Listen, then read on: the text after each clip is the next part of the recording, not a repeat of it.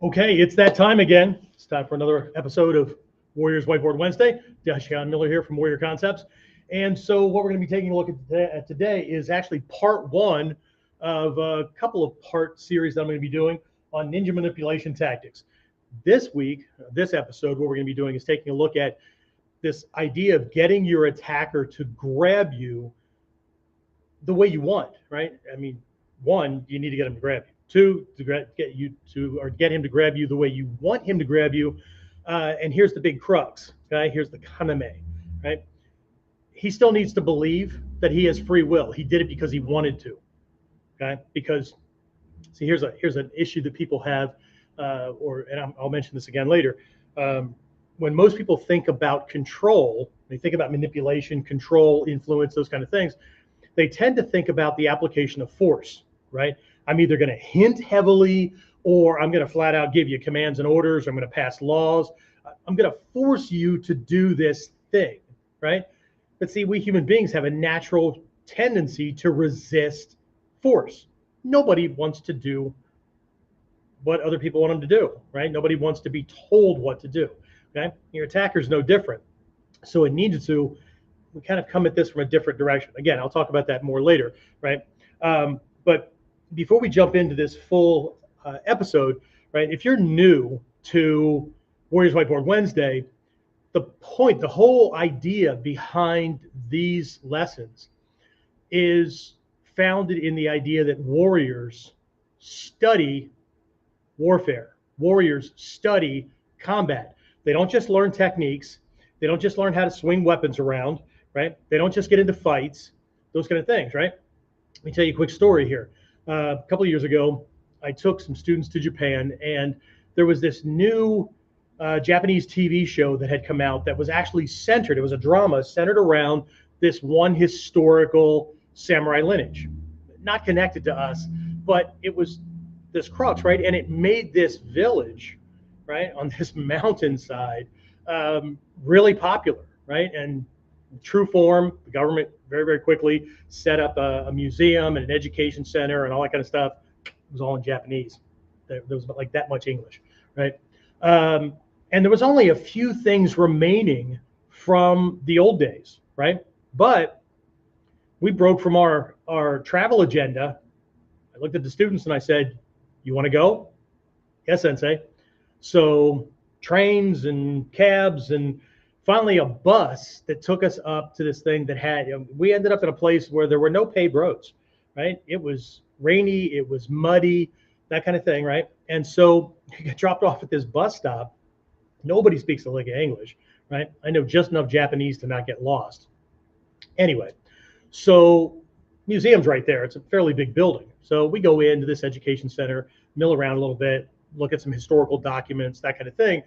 But behind this building, right, is this thing that looks like a 15th, 16th century airplane hangar.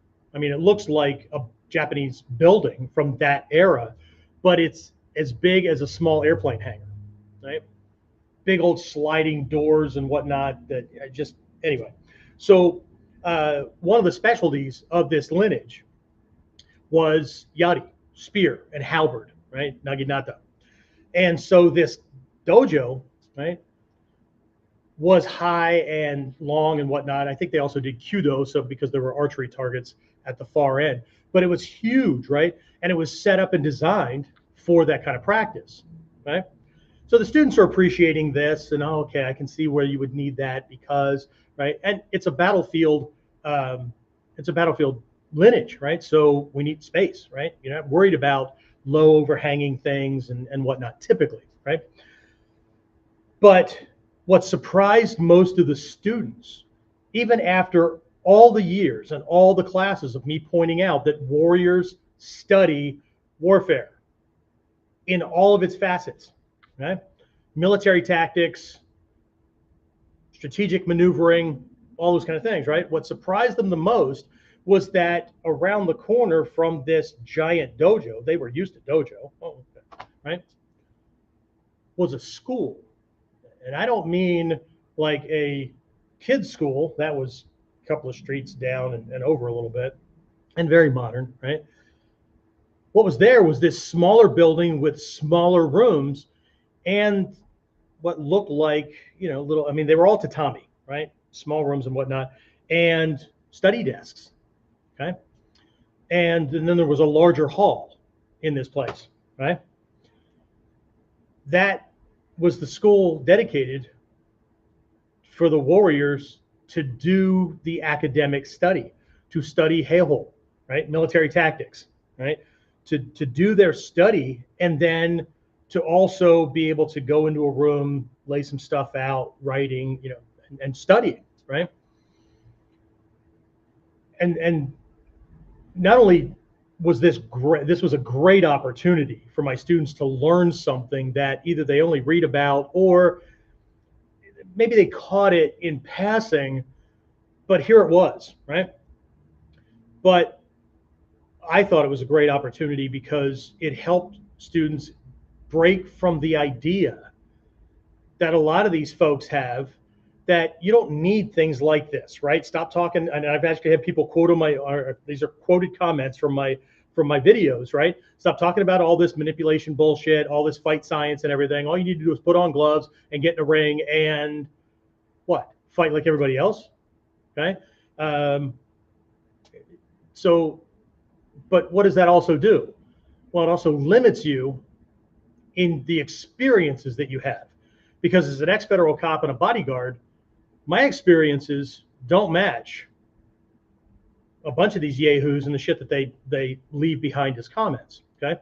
So again, the problem that we have to make sure, the trap we don't fall into, right, is that one, we're not fighting like everybody else, right? And then we don't think that we believe that everybody fights the same way. We don't fall into the trap of believing that everybody will fight the way we do. There's lots of traps, right? Like don't fall into the trap of believing that because you know this super secret shit that you're indestructible and he can't beat it. Those kind of things. But let's stay with conventional thinking, right? So the belief that everybody fights the same way, believing that everybody fights the way you do, right?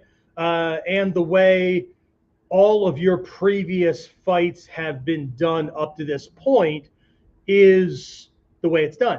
And see, this is a normal, natural thing. We talk about this in our Mikyo mind science, the martial arts philosophy or the life philosophy behind everything that we do, right? And it's how we define reality, right?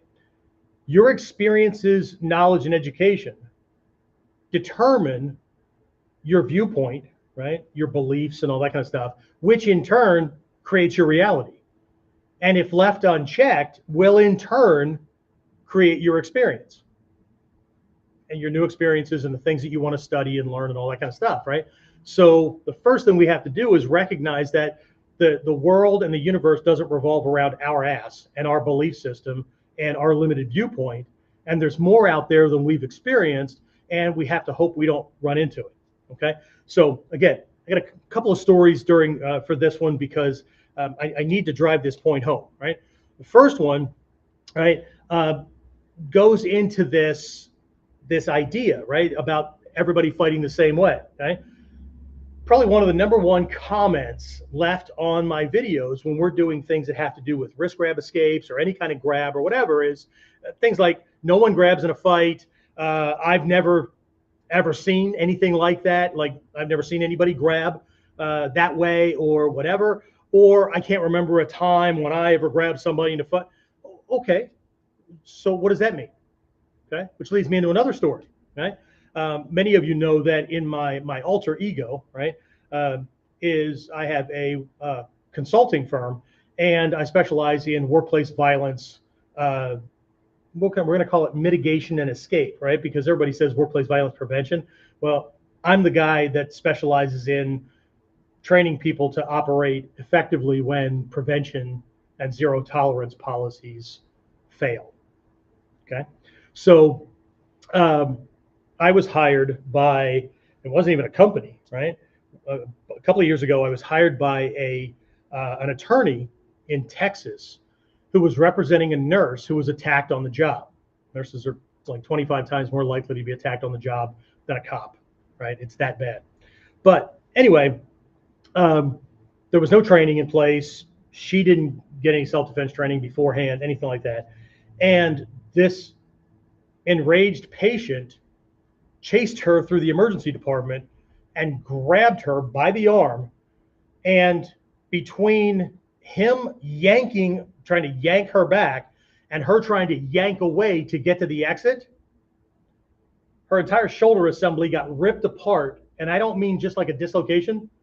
It came apart and disconnected all the muscles down the side of her torso from the rib cage. So she's maimed for life, right? She's crippled for life. Okay. So when these assholes say that nobody ever grabs, right, that shit doesn't happen or whatever, okay, one, they either dismiss or have never seen some of the things that maybe you and I have seen in the world. And two, they are either discounting or don't want to think about, right, because they've always been in the same kind of fights, they've probably never gone up against a killer. And that's the guy that starts out the way you think the fight's going to go. And the next thing you know, he's got a hold of your jacket and he's either jackhammering a bunch of knife stabs into your gut or torso, or grabbing you and just slashing open the throat, right? So, but that's what the study of warfare leads you into. What might you have to deal with out there? See, the other trap that martial artists and self-defense people fall into is they show up for class and they just learn whatever the teacher's teaching, regardless of how arcane or ancient or whatever, or sport-oriented it is, and they never compare that with the news stories and shit, or maybe their own past experience, to make sure that they're learning answers to given problems, okay? So anyway, that being said, I'll get off my soapbox, right? But again, here's the thing, right? Grabs do happen, okay? But here's a question I get all the time from students. But what if I train to handle grabs, but then no one ever grabs me? And that's where we're going to start this lesson. Because from an advanced perspective, some attackers, some situations, I want him to grab me. Or he's already grabbed me. And here's a perspective shift for you. I'm grateful. Thank you very much. As a matter of fact, I'm going to do this. Well, not while he's got a hold of me, because I need to handle other things, right? But my feeling is going to be, thank you. Awesome, right? Why the hell would I want somebody to grab me? Okay. Well, we'll talk about that in a minute. But before we do that, we're going to take a look at 3 reasons. Well, we'll do that. We'll talk about 3 reasons why strategic reasons why I want him to grab me. Okay. And this is all part of a 3x3 matrix, right? One of the primary principles in our Gyoko school is this idea of 3 in 1, 1 in 3. You should be able to split any aspect or anything out into 3 aspects so that you can study at least those 3 things, right? Do you have to stay with 3? No, you can do 4, 5, whatever, okay? When we're doing balance breaking or control or whatever, you should always have 3 points of contact. You should be breaking 3 lines of balance, minimum, that kind of stuff, right? So that's what we got. We have a 3x3 kind of thing here, right? So we're going to start by looking at this. Why the hell would I want this guy to grab me? Okay, strategically, right? What does that do for me? Okay, but before we do that, right? Don't forget, right? Again, I'm trying to get this stuff out to as many people as possible. If you were on this week on our weekly podcast on our Kuden, we just crested our 200th episode. That was really, really cool. Whiteboard Wednesday is behind, quite a bit behind it, but I think we've already crested 100 of these things, right? We've been at this for about 2 years. So anyway, right? So I'd really appreciate it if you would like, comment, share, whatever, okay? Subscribe to the channel if you're on YouTube, that kind of thing. This tells the algorithms on Facebook and YouTube and all these other places, right, that this stuff is important to a bunch of people, and then they'll show it to other people that could really benefit from it. They're also going to show it to the assholes too, just because those people look at martial arts and fight kind of things, and they'll leave a bunch of asshole comments on my videos and these things and whatnot, which is perfectly okay with me, because from a strategic standpoint, they don't understand the algorithm, and the computer doesn't know the difference between an asshole comment, a happy comment, a question, or whatever, then the algorithm, the computer just looks at it and goes, wow, this is some popular shit. We'll show it to some more people. So I love it when they flame my stuff because they're just helping me out. So that's great. Anyway, let's get back to this, right? So 3 reasons I may want my attacker to grab me. You'll notice I got 3 reasons. I got 3 reasons over here, right? We'll talk about the 3 control tactics. That way, this one's me, right? This one is my reasons for him grabbing me, right? Again, these are his reasons for grabbing, but we're going to start with mine, right? Strategically, why would I want this jackwagon to grab a hold of me? Okay. So this was confusing to me when I first learned it, when my teacher taught this stuff. Like, I thought the point was to stay away from this guy. Okay. And that's how beginners think. That's how people that tend to panic in those kind of situations. As somebody who studies warfare, see, the mindset's different. Okay. Most people that are fighters that I've experienced are angry, tough guys who need to feel like they're in charge, but the rest of their life's not going so well. So they tend to hang out with other angry, tough guys, and then they get into a beef, and then shit happens, right? So, and I'm not saying that they're not tough. I'm not saying they're not smart. I'm not whatever, right? But I don't get involved in things like that, right? I don't get involved in arguments, right? If you and I or me and somebody else is going at it, bridges have already been burned. They've crossed certain lines that are coming at things that are important to me, and not because they called my mama or my sister a name. Okay. And we've already tried negotiation. We've already tried whatever, or he's on top of me as a surprise attack and he's coming at me with murderous intent, in which case all bets are off. In which case I actually now do need a 2,000 or 3,000 year old fight science that has survived that long, and not just thuggery that's based on 2 or 3 steps outside the mouth of the cave. Okay. Me grog, me bonk. All right. So anyway, all right. So we're going to start with mine, right? 3 strategic reasons why I would want him to grab me. Okay. 1, I know where his hand is.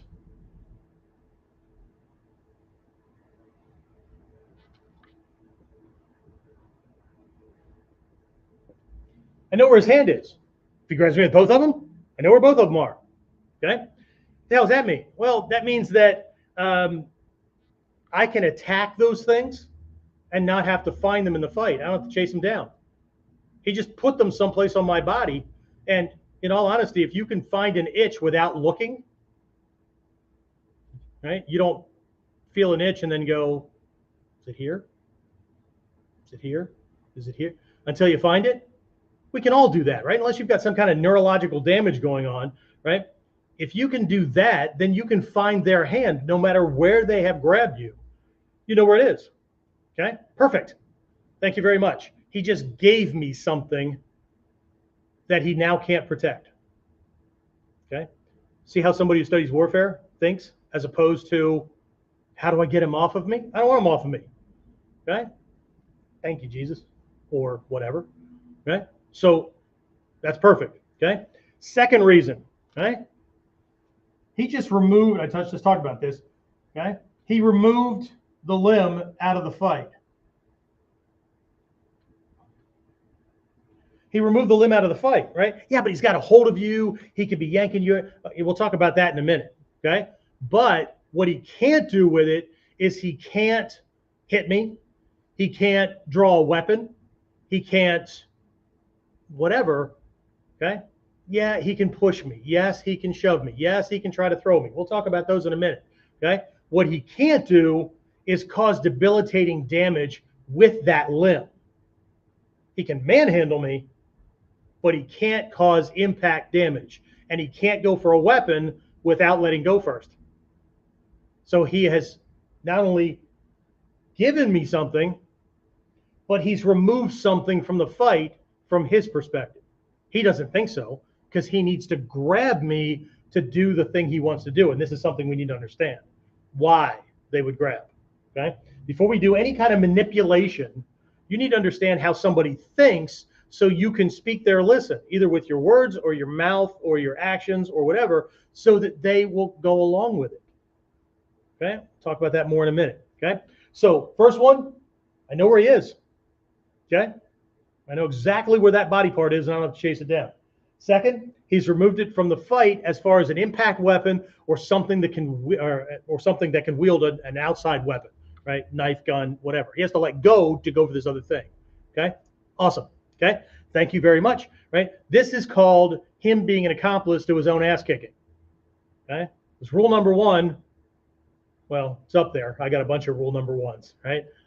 Rule number one is never be an accomplice to your own ass kicking. Two, it's an equal number one, right? Do things to make him an accomplice to his. As long as you think it's you fighting him, but you don't know what he's doing, and he's coming at you trying to do his thing, right? Then you're like two 6-year-olds in a sandbox slap fighting. Okay. Anyway, right. What's number three? Okay. Number three, and this is high level stuff, right? I can read his intentions.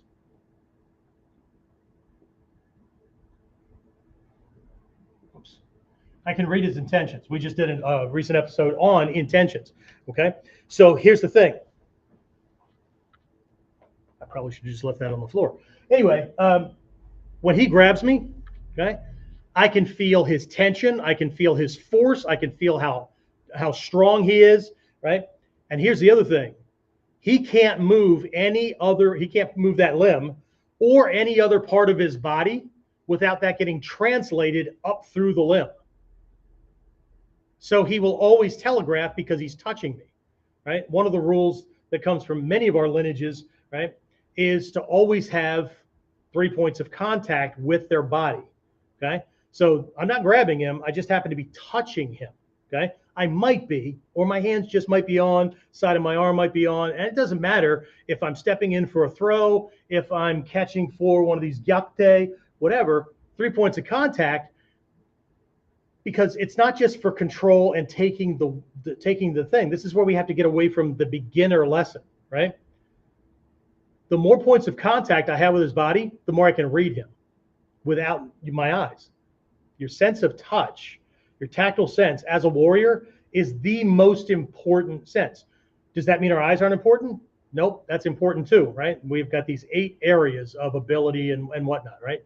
Gone whole. How to look, how to see, but it's not just limited to your eyes. That includes insight, foresight, all kinds of things, right? Shimpo, right? How to move the body and those kind of things. Tactile awareness, right? Because your eyes are the easiest sense to deceive. Right? Your sense of touch, right? I don't have to know what's touching me, right? You generally will, but I'm feeling for force, I'm feeling for energy, I'm feeling for movement, those kind of things. So he can't move any part of his body without signaling it with the grabbing hand or hands. Okay? That's cool shit, right? But if we're just putting on gloves and getting in the ring, doing our thing, guess what we don't know about? Okay. Guess what we never learn how to defend against? Right? Somebody like you and me who want to come into contact with them because I want to feel what they're doing. Of course, I'm also not getting involved in a rule-laden set where I can only hit them with gloved hands. Otherwise, I get a penalty or I lose points. Okay? If you're studying to handle the guy who's going to slash your throat or jack, that knife into you 15 times before you even realize it's happening or whatever, you tend to study different things and you tend to pay attention to different things than the guy who just needs bragging rights because he won today's fight and might lose tomorrow's. Okay. All right. So that's what we have, right? So I know where his hand is. He just gave it up. He removed it from the fight, right? Can't use it for as many things or can't, cause major trauma to the body with it. And he just gave me a way to read his intentions. Cool beans, right? Let's take a look at 3 reasons he would want to grab me. Okay. Again, people that always say, I've never done it, nobody's ever done it to me, whatever, it's because you keep fighting the same personality type. You keep fighting the same people who came from the same background and think about fighting the same way. All it's going to take one day is to get into a situation with somebody, and that fist fight very quickly turns into, shit, I didn't realize he had a knife in his hand or a gun in his hand or whatever, right? In which case, fisticuffs, probably not the best place to be, right? Because you just brought fist to a knife fight or fist to a gunfight, right? Anyway, so again, we're talking about 3 reasons he wants to grab of his own free will. Again, before we start talking about manipulating this guy and making him do it, because the whole idea here is making him grab you, but still thinking he has free will. Okay, well, shit. Perhaps the first thing we need to do is study why somebody would grab you of their own free will. Okay, so 1, to manhandle. Well, first thing I'm going to do is this is the basic lesson. Not talking about these 3 I'm about to mention. They're kind of in here, right? But here's something we need to understand. When somebody grabs you, and this is where people go amiss when they're training with grab defense techniques, right? Especially when they're learning the base models just to get started, so they can learn the step-by-step and how to manipulate a body and whatnot. This is called Mushadori. This is Onikodaki. This is Ganseki Nage. This is blah, blah, blah, blah, blah, right? Japanese names and Chinese names and Korean names make people studying those particular brands of martial arts feel all warm and fuzzy, okay? Makes their nipples hard, right? But are they really studying the logic behind it? Like, what's he doing with the grab? Because if you're just learning it from a static standstill, seriously, he's just going to put his hand on you and that's it. He's going to pose for the cover of Black Belt magazine. Okay, it's not the way it works. Okay, so the assumption we have to make at the very beginning, my Mod 1 students get this within the first week or 2 of their training. Okay, and that is when someone grabs you, they only have one of 3 intentions in mind. There's that damn 3x3 matrix again, right?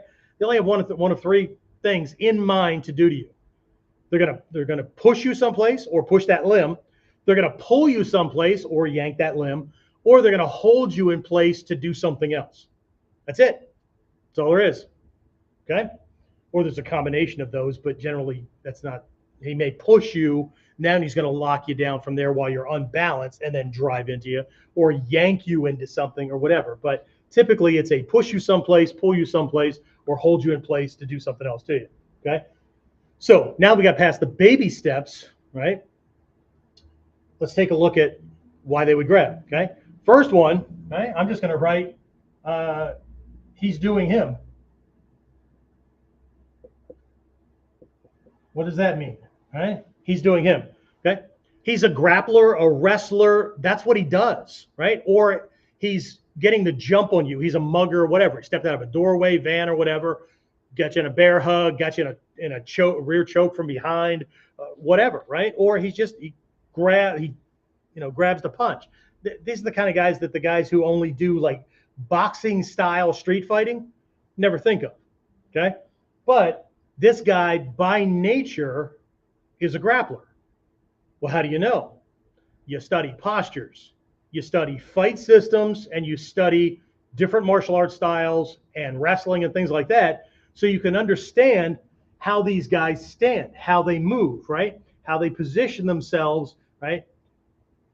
They hold their hands a certain way, their torso a certain way.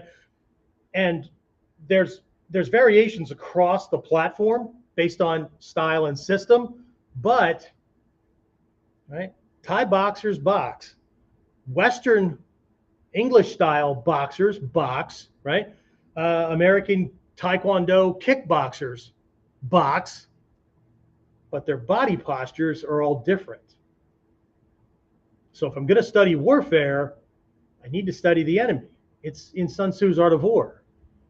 If I know neither myself or the enemy, there's no way I can win. Well, yes, there is. It's called luck. Okay?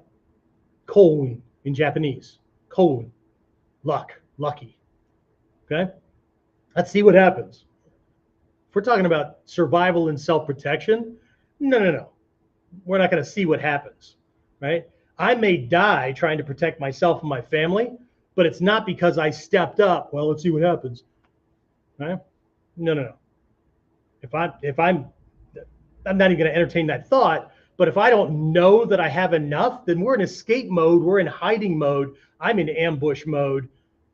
right? Because it's about warfare, not going toe to toe with somebody. Because if I drop, my family's not safe. Sorry, right? If I'm taking my last breath, it's either going to be old age or because I've exhausted all other options and they didn't work. Okay, so he's doing him. He's a grappler, right? So I need to know something about these different things because for me to be able to manipulate him, I have to understand what he looks for so that he'll take it when it's there. If I don't know what that is, right? If I only operate based on, well, I gave him my shoulder, but he wouldn't grab it. One, were you obvious? If it's obvious bait, nobody that's sane is going to take it, right? Nobody that's really, really good is going to take it, right? And everybody else is going to be suspicious. Like, what the hell is that? But if that's not part of his forte, he's not going to grab it, okay? So what does that kind of fighter look for? Now I know what to give him. It's kind of like, what bait does the fish in the river that goes by my house, what's their primary food source? I can go to the Bass Pro Shops and buy a shit ton of lures and hand tie my own flies and all kinds of stuff. But if they don't look like or simulate the natural food source of the fish in the body of water that I'm fishing in, luck. Okay, but if I know what that source is, for the bass in the river that go past my house, it's hellgrammites. I put hellgrammites on my hook, and in a half an hour, I have my state limit, and I'm done for the day. The state limit is 6. That's 30 minutes. If I know what time of day, what environment, and what food source, those fish are screwed. And my belly is full. Okay? So this is not easy. This is why most people don't do it. It's too fucking hard, right? But one reason he's going to grab is he's just a grappler. He's a grabber. That's what he does, okay? Now we start getting away from him, okay? Second one is to prevent me from escaping. Or I keep moving away from him and I'm staying out of his range. And so he's going to grab me. I mentioned those 3 things. He's going to grab me to hold me down, right? This guy is grabbing me to push me someplace, pull me someplace, throw me, lock me, whatever, right? To do something to me. This guy is trying to grab me to hold me down so he doesn't have to work as fucking hard to get me. Okay? I can make somebody grab me. Even a person who does not normally grab. Right? That's what we're going to be working on this Friday during our Friday virtual class. How do I get somebody to grab me? Think it's free will, his choice, but I'm going to make this guy grab me regardless of whether he's a wrestler or he's ever grabbed anybody in a fight in his entire freaking life. Okay? That's ninja manipulation. Okay? So he's doing him. It's what he does. He's trying to prevent escape. He needs to keep me from getting away from him, right? Or he's going to grab me to stop me. I'm just going to write stop me. Stop me from what? Okay? Stop me from doing distractions, dissuasion tactics, causing pain or whatever. So here's an example of this. Okay? In our module 2, we have some skills and techniques that when somebody's moving in, right, I don't let him get into range to be able to easily grab me or punch me. So I may be moving back. I'll just borrow this posture here that really communicates, I don't want to fight, but I will if I have to, right? But this is the leading edge of my body, not this, okay? Just like his hands are the leading edge of his body, okay? Most people target the head or the torso and they ignore the limbs because they see the limbs as weapons and shields. They don't see the limbs as targets. Big mistake. Because when boxer dude comes in and gets close enough, I'm going to start hammering away on his ulna. Well, sensei, that doesn't hurt. Well, it doesn't hurt with fucking boxing gloves on. But if I'm knuckle to bone, yeah, it does. And I can shut his system down all the way up to his shoulders. Because that's what pain does. And then he can't move these things that fast. Right? If I hit him just right, he won't be able to make make his fist well, all kinds of crap, right? So, but anyway, they're moving in, and what I'll start doing is slapping at that hand. If he's in grabbing position, or slap at the hand, or I'll take my fist and put it into door knocking knuckle kind of position, right? And start rapping on the finger bones and the bones of the back of the hand, right? So he'll generally reestablish distance because he's trying to stay away from me popping on that. Or as he's coming in, I'll move into this Seigan kind of thing and be stabbing at his eyes. It's an attack, right? I'm stabbing at his eyes or his throat, so he's trying to stay away from that, okay? So now what I've created is the opposite situation that existed a moment before. A moment before, he was dominating the experience and the situation, right? He's on the attack, I'm on the defense. I have to figure out how to keep him from hitting me, grabbing me, kicking me, whatever. Now what I've done is switched it so he has to figure out how to get at me without getting hurt in the process. So what he may do is grab that, these guys that go, nobody grabs a wrist in a fight. They do if I'm trying to break the bones of his hand or stabbing him in the eye, instinctively, without even thinking about it. He will break from his style, his preferences, and grab that freaking hand or that arm to keep me from doing my thing. And then I can do my thing. Because he just took it out of the fight, can't hit me with it, and I know exactly where his hand is. So now I can apply a wrist reversal. I can break the bones even better because now I don't have to chase it. He just put it there. I know where my hand is. Just punch that. I'm not going to punch my hand. He's being nice enough to cover that spot that I'm going to be pounding on, right? And as long as he's got his hand there, I can't hurt myself, okay? But I'm going to hit that as hard as I would if I were trying to break my own hand. But he's in the way, right? He's even demons can serve a purpose, right? So anyway, okay. We also have we do the same thing with a short stick or a hanbo. So he's moving in, right? Again, everybody tends to start their techniques at the beginning where the initial attack happens, and I get it. At the shu level of training, shuhari, right? At that mechanical level of training, you need to figure out step by step. You need to figure out the technique. But at the hot level of training, the dynamics level, you have to assume something came before that first punch. And I've done everything I can to establish that distance where he's not sacrificing himself before he even gets started. Okay? We're going to talk about that kind of manipulation either in part 2 or part 3. That's some cool shit, right?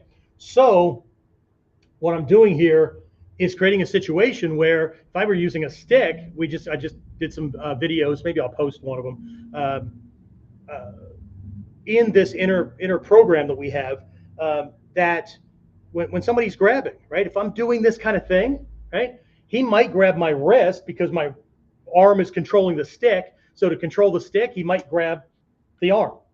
Now he has some control over the stick. Or he might grab the stick, and he might grab the stick in one of 3 places. Okay? There's that damn 3x3 matrix again. Okay? So anyway, strategic reasons why I would want him to grab gives me more freaking control and takes more shit away from him. Please grab me. That's awesome. Okay? 3 reasons he wants to. Starting at the easiest, that's what he does. The next one, he's worried he's going to lose an opportunity, right? So instinctively, he's got to keep me back here because he wants to jack me. Great, okay? The third one is I'm being proactive, and he wants to stop that freaking nonsense because it hurts, okay? And he has to get around it, through it, or control it. Fantastic. See? If I can get him worried about himself, he'll do shit that he might not normally do, okay? So now that we know these things, right, we can now apply manipulation tactics to make him do the things that we want him to do, okay? But again, I talked about this earlier. The problem is that most people think that control is about force, okay? It's about controlling perceptions. If I control his perceptions about what's going on, or I give him an imperative need to protect himself, right? Or he thinks I'm going to get away, he will instinctively do this thing because it will help him do what he wants to do. All human beings, hate being told what to do and want to be free to do whatever they want.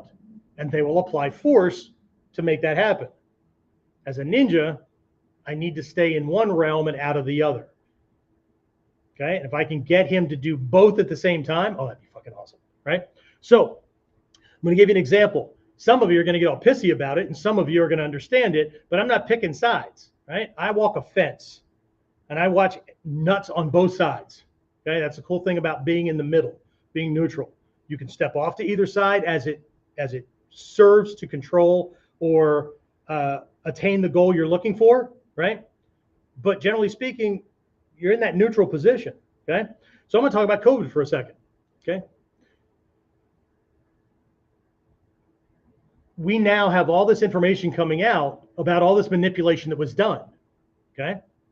But what it really comes down to is half of the population, all they needed to happen, all they needed for it to happen, right, was for somebody to explain to them that if they don't do what these folks wanted them to do, they were going to die, or they will be responsible for the death of somebody else. And they complied. Okay? Now, I'm not picking sides, but that's the fact. Okay? The fact is they acted out of self-preservation. Okay? I'm not picking sides because I understand the perspective on both sides and why people did what they did. Some people didn't comply because they're nonconformist. Some people didn't comply because they have an oppositional personality disorder. Most people didn't comply because they don't want to fucking be told what to do. It goes right back to the base. And if you understand warfare and you understand conflict, you understand human nature, this shit gets easier. But it also gets more deadly. Okay? So, but here's the thing. That COVID thing, here's one of the things it taught me. It taught me that all the things I learned about Nazi Germany, and hopefully by using that term, Google or YouTube or whatever doesn't ban this because the algorithm listens for certain words and whatnot and might think that I'm talking about certain things. But here's the thing. Most people focus on all the atrocities that were done. How could that happen? That's not my question. That shouldn't be the question. The question should be, how did they do it in a way that got so many people, an entire country, to believe that it was necessary?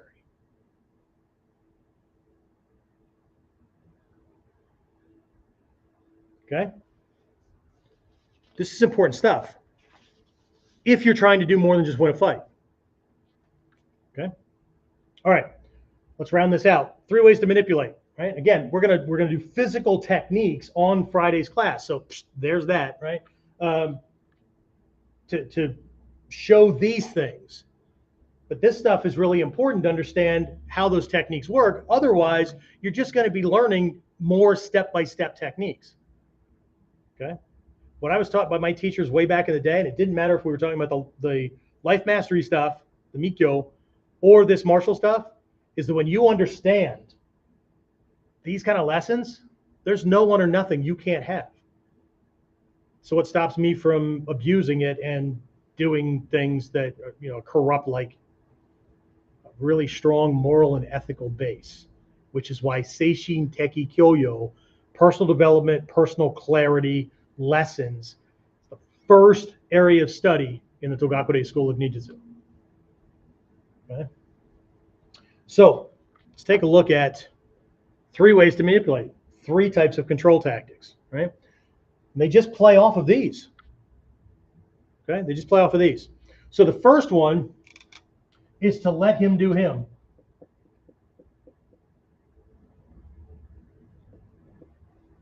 But I'm not just letting him do it, I'm going to make it easy for him. This guy's moving like a shoot fighter, right?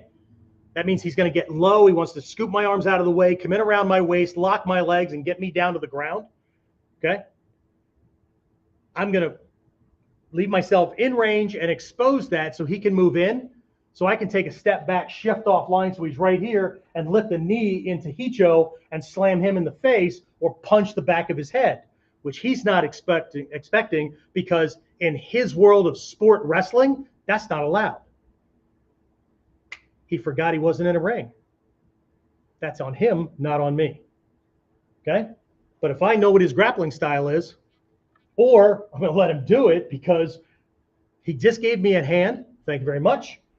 He took it out of the fight. I now no longer have to worry about being hit by it, stabbed by it, or whatever. Thank you very fucking much. Okay? It's all good. And he gave me a way to read his intentions. Thank you very fucking much. Okay?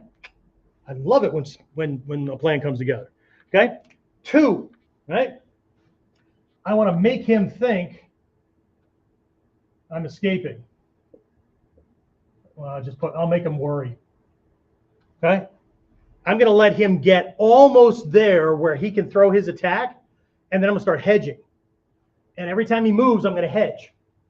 So he's going to have to overextend to reach out to grab me, and now he's broken his strength base. He stretched himself out, right?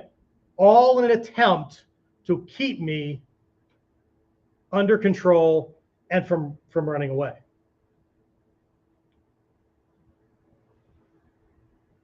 In both of these, I play his game, but I don't play his game his way. In this one, I make him play my game, but he thinks he's playing his. Okay? I can't look strong here. I have to look like I'm trying to get away from him, and I'm just out of range, which is what's going to make him drop his guard and come in and grab me. But if you go, grab my wrist. Okay? That's why your brother punched you in the face when he said, "Where'd you learn that karate class?" And you said, "Oh, grab my wrist." And he slapped you and said, "Oh, see, that shit don't work." See? And that's your brother. Bigger assholes in the world than that. Well, maybe not. I don't know your brother. Anyway, all right. So, and the third one plays off of this, right? I'm going to use pain, distraction, and dissuasion tactics, right? So that he will grab me or grab that limb to stop that shit from happening to him. And he'll do it instinctively out of self-preservation because he doesn't want to be told what to do. I could be saying, stay back, right? That'll even help because if he definitely wants to get me and I start issuing commands to him, I'll see now his personality and his psyche get involved to want me even more. But he's got to get through that first, which means I don't fight this way. I take the center line and I make him have to deal with the stuff that's out in front of him. Okay? If he's a kickboxer and he does sweeps, I'm going to use Ichimonji or one of these profile positions where my leg is way out there because everybody that fights that way, the first thing they see when they see these long range positions is, well, that's stupid. I can sweep your leg. Because that's what it looks like. But they don't understand that most of your body weight's in your back leg and moving that front leg is easy and you don't have to move your torso to do it. So he's used to somebody having to lean to move a leg because their posture sucks. So he's used to that. He doesn't understand it's an illusion. It's not really, well, it is an illusion. It's an illusion on two sides. Ichimonji is an illusion on two sides, right? Got 1 foot back here, got 1 foot way up here, okay? 70% of your body weight's here and only 30% is here, okay? That means that this looks like a target, and when he goes to sweep it, it's easy to move. But all your fists are back here, all your weapons are back here, and this doesn't look like you can kick with it because your leg's too extended. I'm not looking to kick with it. I snuck my foot that much closer to him. So now all I have to do is shift my weight from this foot to this foot, and I don't have to step to reach. He thinks he's out of range, but I've actually snuck my foot twice as close to him as it normally would be. Sometimes 3 times, depending on how low you go. Okay? Right? This is like the use of spies, right? Or getting a guerrilla team, like a special forces team, behind enemy lines before you start to attack. And when you start to attack or you start to maneuver and they think you're preparing to attack, the guerrilla team initiates the distraction because they're already inside his defenses. So they start their shit, create a panic attack where they've got to handle this, and then your major force can come in and just fucking wipe them out. Okay? Anything done with an army can be done with your body. Anything with the body is done on a grand scale, right? The principles and concepts are no different, just what they look like. Okay? All right. So anyway, Friday class, right? We're going to be taking a look at techniques and whatnot for being able to carry out these 3 control tactics. Again, this is part 1, right? Doing the whole grabbing thing. So we're going to be taking a look at that.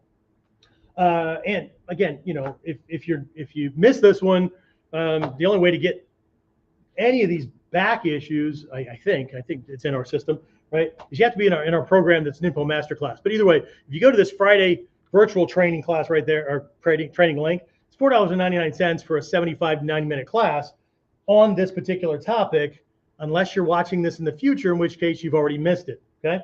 But we also have this Ninpo Masterclass program where our master classes at the school, we have one Tuesday and one Friday. So twice a week, 75 to 90-minute classes. We do them through Zoom so people can sign in and get these high-level lessons. The Friday classes are they're springboarding off of our Whiteboard Wednesday. The Tuesday classes are other stuff that my upper-level black belt people need to work on, or the students who are aiming for that want to get a head start on. So we have that, and there's a program. So I'll make sure that I drop a link in the description section, so anybody that wants to check that out, you can do that. And so, you know, for a couple bucks a month or whatever, you can get 2 classes a week, and you're not just on Zoom to watch the classes. If you have questions, or if you dress for class and you're actually doing things, I'll give you feedback. So you don't have to have a teacher in your backyard, right? Or you can stop bitching and moaning because you don't have a teacher in your backyard, right? And it's a way to make this happen.